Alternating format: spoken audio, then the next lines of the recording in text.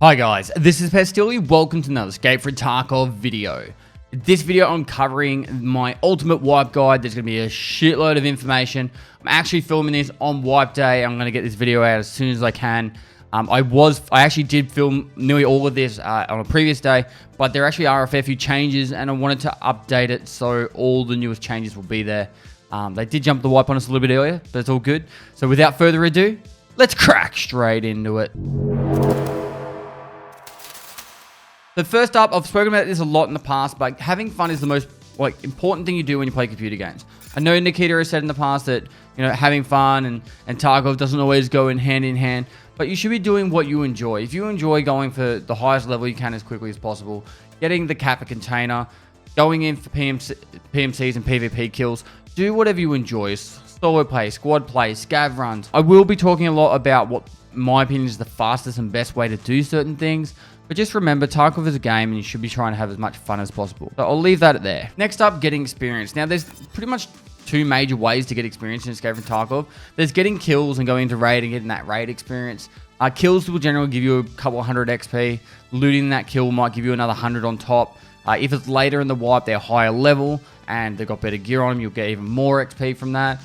And headshots do give about 100 XP bonus on top. Surviving the raid will give you 1.5 times experience, and it does really add up and multiply over your experience in Escape from Tarkov and your play overall. So if you really want to level up faster, that is probably a very important point, that maybe it is better to just get out of that raid, start a new one if you've already got a lot of experience. The one thing that a lot of people do forget about is the amount of experience you can get from raiders in either reserve or labs.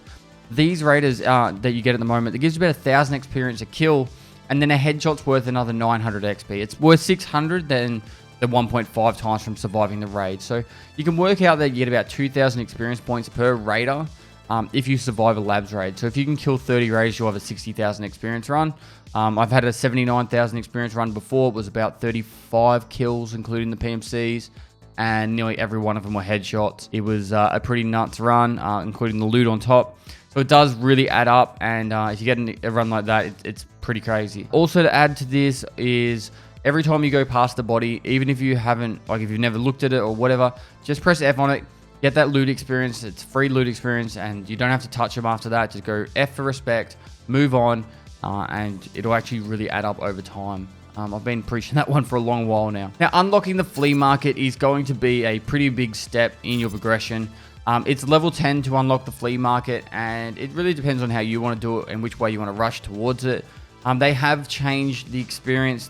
It's not more experience to get level 20. It's still the exact same amount of experience, but there's going to be a different scale in how quickly you'll get to level 20 or to the levels in between level 20. Because it used to be pretty much you do one raid, you could get level 5, and then it would take a little bit to get a level 10. I think it's going to be a little bit higher experience for those earlier levels, but it'd be more of a straight line to level 20 instead of a curve. So level 10 was 48,000 experience points. Probably by the time the wipe happens, I'll know this for sure, and I might be able to get it down in the comments below. I'll put it as a pin post, but it's probably anywhere between, let's say, 48,000 and 100,000. Level 20 is 240,000 experience points. I'm doing this off the top of my head. And level 15 is about 110,000. So I have a feeling that it's probably going to be somewhere in between for level 10, more of a straight line. So you're probably going to be looking somewhere between 80 and 110,000 experience points for level 10. If they do what I think they're going to do. It's just to slow the people down to getting to the flea market, but also progressing through those earlier tasks. They want to make the longevity of that early game longer, which is understandable. I can understand where they're going with that. But I do have some guys out there if you want to actually see my speed leveling 1 to 10, and also I have a full playthrough of me going 1 to 10 in 2 hours. And that's using pretty much factory and also going to customs, and I think that's it. So if you are interested in that, I'll make sure there's links down below for the speed runs. But it's one of those things that it really comes down to how your playstyle is. If you can play PvP, you play aggressive, factory can work for you. But otherwise, getting your tasks done, progressing through that task line, it does make a big difference later on. And it will help you level up your traders. Now, the first thing you should do after the wipe happens is examine all your ammo, mags, and guns if you haven't examined them before in the previous wipe.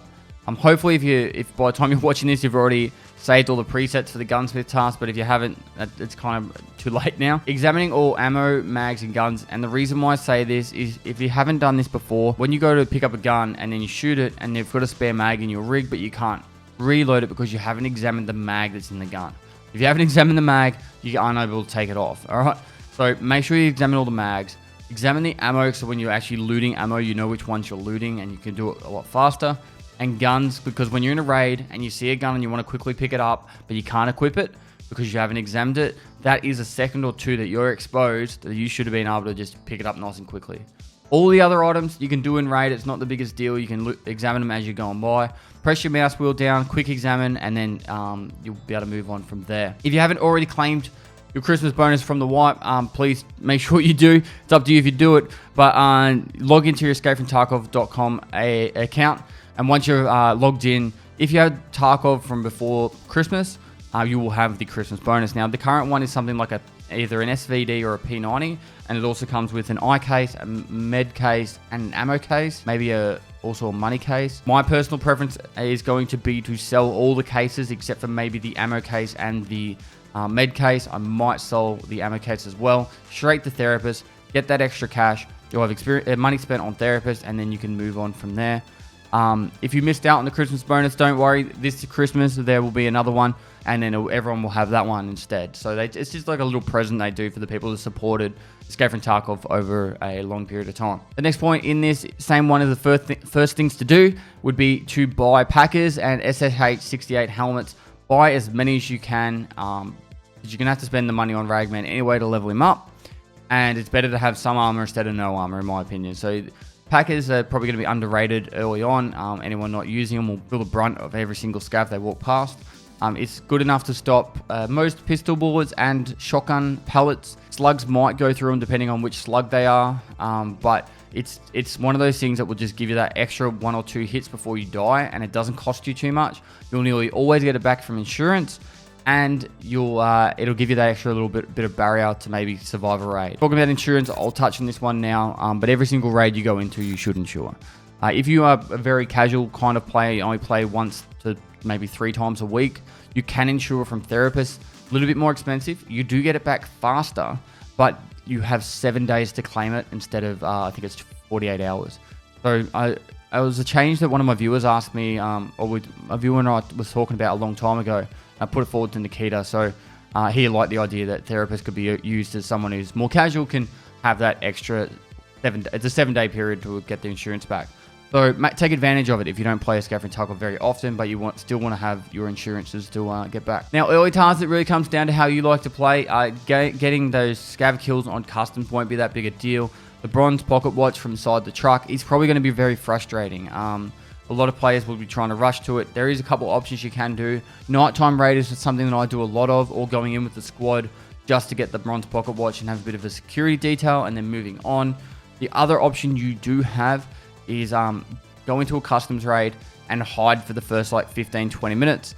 Someone will open the door in that time, and then you can just walk up and take the bronze pocket watch. It's in your, like, the watch will be there for you. Everyone has their own watch in the spawn, so if someone else goes there and loots it, you can still get it. So an option would be to hide for the 10-15 minutes into the start of a customs raid and then worry about it. So that would be my suggestion if you're stuck on that one. Personally, I hate woods, but if you get to Shootout Picnic and you want to go into woods and start doing the scav kills there, once you get past that, you're actually starting to get a bit of momentum, and the other tasks from Prepper will actually get a lot easier. If you have a standard account of Escape from Tarkov, I would highly suggest focusing on Prepper's quest early and getting up to the Epsilon container from Punisher Part 6. Now, I think it's about 11 tasks to get to Punisher Part 6, maybe about 13. But if you do focus on this, early wipe is the easiest time you'll ever have on getting this task done. Particularly if you can actually get to some of the good gear, because once you get to Punisher series and you got to get those PMC kills on Shoreline, most people are going to be running around the village area trying to get keys and barter trade items. And you can walk around there and just slot everyone while they're running around pretty much as hatchlings and pistlings. So take advantage of that. It should be a lot easier for you to get it done there because you're going out for PvP where most people are trying to avoid it. Now with budget loadouts, particularly for level 1, I don't really want to tell you which guns and ammos to use, but this is the kind of choices that I'm going to be looking at. I will be using the Mosin a lot early, mostly because it will one-shot people. It also is required for a whole quest line, and you do need sniper level 9 by the end of to get the kappa. So the earlier you can start leveling up your sniper skill, the better. It is a bit of a slower firing rate, but LPS GZH will one-shot to the chest for pretty much any armor that you're going to see within the first, 48 hours, unless someone comes into a raid from either wearing Rashala's Minions gear or, Scat Boss Raiders gear. They're not going to be going and buying Ragman's like plus 4 or 5 armors. So you will have a pretty good chance of one-shotting every single player that you run into in the thorax or the head using LPS GZH. Another great option is the SKS. I know it gets a lot of flack, but personally it's one of my favorite choices. The SKS with 7.62x39 PS ammo packs a solid punch. It has enough pen to get through most of the earlier armors like Packer. It'll shred straight through it, and but you just need to be a little bit more accurate, and it's a little bit harder to aim. There are OP SKSs you can find. Get a PSO sight, which is pretty common these days, particularly in reserve. You'll be able to find a heap. And a PSO on a SKS is absolutely amazing early game. You will be able to drop players very, very easily, and it's one of the ones I will use a lot of. Lastly, probably the main type of guns that I will be using within the first, say, 15 to 20 levels will be shotguns. MP153s, whilst you won't be able to purchase them anymore from Skier early on, you can just find these all over the place, particularly on factory. I will probably try and get a collection of these, and it will be this with buckshot, and I will absolutely shred anyone who comes near me, because the buckshot is like beautiful for people that don't have the best aim, because even if you miss by a little bit, you clip them, and if you clip them enough, they'll lose their stamina, and because everyone's got level 0 stamina, they're just going to be standing still, and then you finish them off with the next 7 rounds of buckshot. So these are the choices I'm going to be going for. We'll be buying Packers and SSH 68 armors straight away, no questions asked. I will be buying heaps of them. And then on top of that, when I get Ragman level 2, I'll be buying Kivers with face shields and also the 6B23 armors, which is a class 3 armor, and it's fairly cheap, but it also repairs extremely well. So once you get in this class 3 armor, helmet, and face shield, you actually do get a pretty solid, movement towards like progressing in Tarkov, and you'll pretty much be walking around like a solid god by this stage. Now I do have a video showing armor guide from 1 to 40. It's a little bit dated now, but it does still have a lot of really good points. I'll put a little thing up the top here for you, but also you could just go check it out if you're sitting around waiting to download the game, or you're at work and you've got a spare monitor, you can check it out. There is a lot of good information that is still very valid in that video. I will be remaking that one. It's part of my to-do list, but for now, that's probably the next best resource I can give you about talking about every single level when certain guns are unlocked and which guns I would use. But this was back, I think, around a year ago now.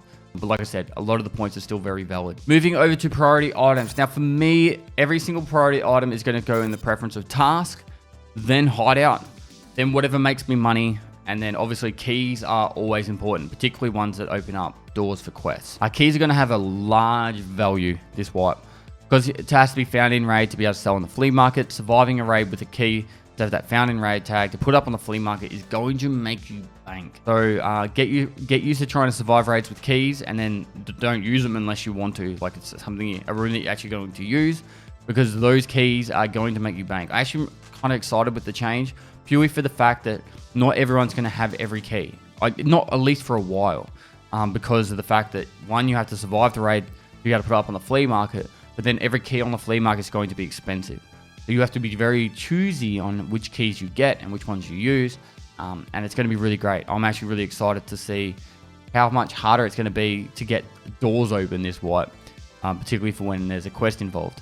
The keys are very important. If you find a key, particularly for a quest, make sure it's in your container straight away, and if you want to make some money, get out, survive the raid, and sell it on the flea market, you will make a lot of money.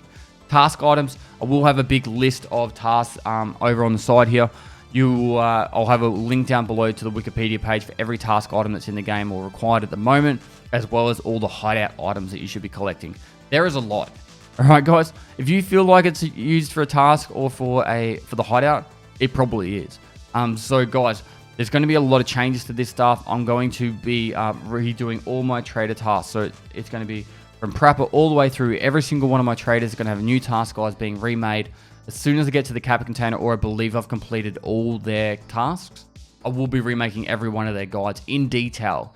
And they will be all posted within the next probably, well, let's go 4 to 5 days. If you haven't hit the subscribe button by now and the notification bell, smash the shit out of it, because I'm going to be putting out these as soon as they're done, and it'll be really helpful. There'll be timeline stamps as well to every single task.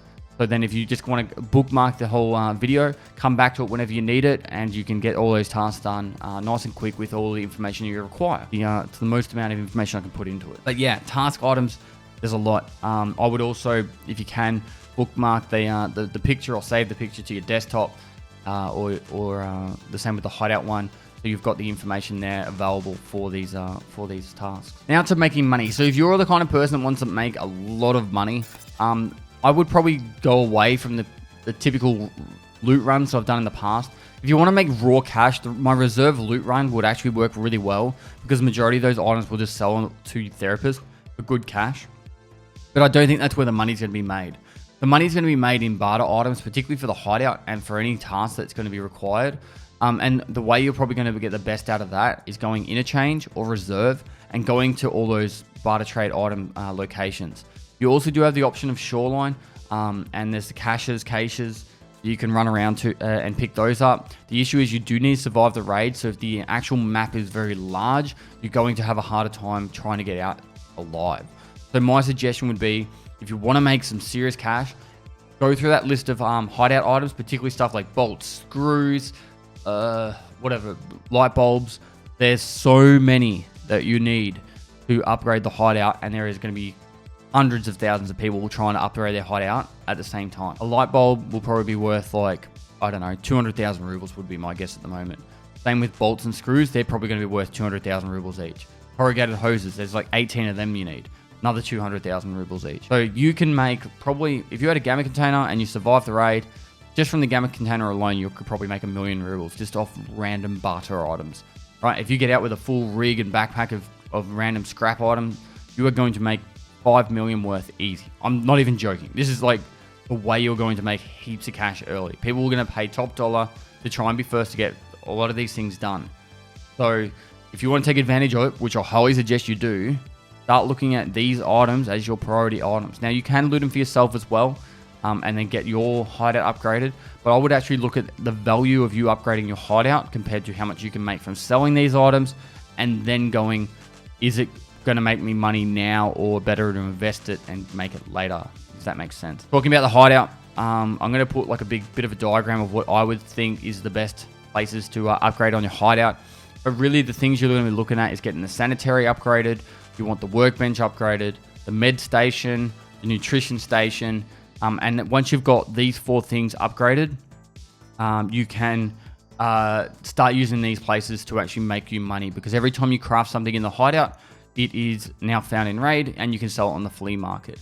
So you can either flip items off the flea market, craft something, and then sell it, which is a perfectly legitimate thing. That's what Nikita's fine with. Or you can just find items, even if you die with them, then use those items to craft, and then sell those items for a found in raid fee on the flea market. So you can absolutely make bank on the flea market using your hideout if you upgrade those specific things. There's not a lot you need to do, really.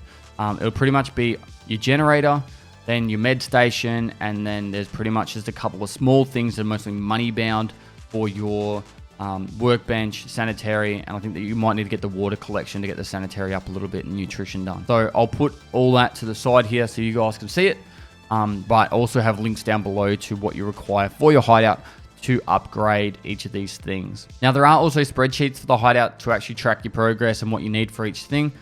So it's probably important that you, if you are interested in really leveling up your hideout fast, getting to that Bitcoin farm, and also that scav run farm, if you really want to get to it, use those spreadsheets to speed it up. Another thing about crafting is I would probably look at Salewas very early on to sell them on the flea market if people are getting stuck still to finding Salewas by the time they hit level 10. I got a feeling that won't be that big of an issue. but we'll have to wait and see. All right, so talking about the maps in a bit more detail. So the places, in my opinion, that you should avoid is pretty much construction and customs, unless you have that bronze pocket watch quest. There is going to be so much traffic going through there. I would avoid customs entirely unless you're doing a task. I'm not even joking. Go into customs, get your task done, get out, go to a different map. Any map's going to be better than customs. Personally, I would look at reserve and shoreline and interchange as your starting places to making money and getting stuff sorted. You can probably get like preload or front load a lot of your future tasks by farming those maps first. And then after a bit of the chaos happens and finishes on customs, then decide to go back in and continue on some of your tasks there. Factory will be a very interesting one. I don't know what it's going to be like for loading times, but if it isn't too bad, and you're half decent at PvP, Factory will work well for you. For a money run, I would honestly, guys, if you're looking to go to Factory to make money, don't. It's not going to be worth it for you. You're going to go in there, you're going to get smacked so quickly from either a player or a scav, and then you're going to come out with pretty much nothing and just lose money. Even hatchet running or pistol running, Factory won't be worth it, in my opinion, because it just won't. Honestly, I'd be very surprised.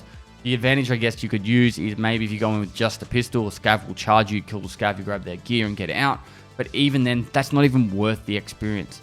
You still need to get 600 experience to survive a raid and not have a run through. So that's going to be, an issue there. One point I would say, and I didn't touch it earlier on in this video, they have made a change to how run throughs work. If you're in a raid for at least 10 minutes or you get 600 experience points, you will not have a run through, which means found in raid will still be on the items. So previously, if you were to just run through a map real quick, you get a run through, and that would be the case. 600 experience points or 10 minutes in raid. To start learning what the start time is to a raid when you get in there, I think most maps are around the 40-minute mark, except for Factory. And then after 10 minutes is gone, even if you haven't done much, you can extract the raid. So if you're on a money run or something like that, just take note of that if you're not getting enough experience points. Unfortunately, guys, there was a lot more data and information I wanted to put into this video, but I was filming it all yesterday, and then I thought I was going to sleep on it just to think about some of the ideas. And what happened was, before I even got to the chance to sleep on it, the wipe got announced for today. So unfortunately, it's not as detailed as I would have liked, but what's going to happen is, just to remember, these guides I'm going to be putting out over the next week or two. There's going to be a lot of them, and they're going to be very detailed. You're going to see a lot of information, and if you're interested in Escape from Tarkov, if you're new, share them with your friends. Bookmark the ones that are important to you, particularly the trader ones, and I'm going to try and make it as easy and hassle-free for you as possible. Timeline stands for every single task, getting you to all the perfect information, and it'll be updated whenever there's changes. So thank you so much for all the support, guys.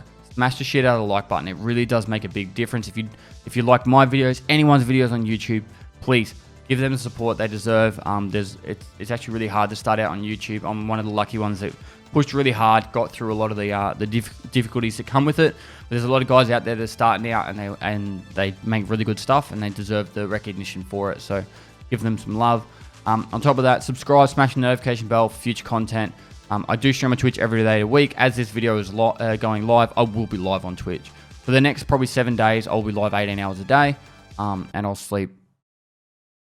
We'll see. But first stream will probably be at 36 hours and then 18 hours after that. So, won't ramble on anymore. Lastly, guys, I'll see you next time.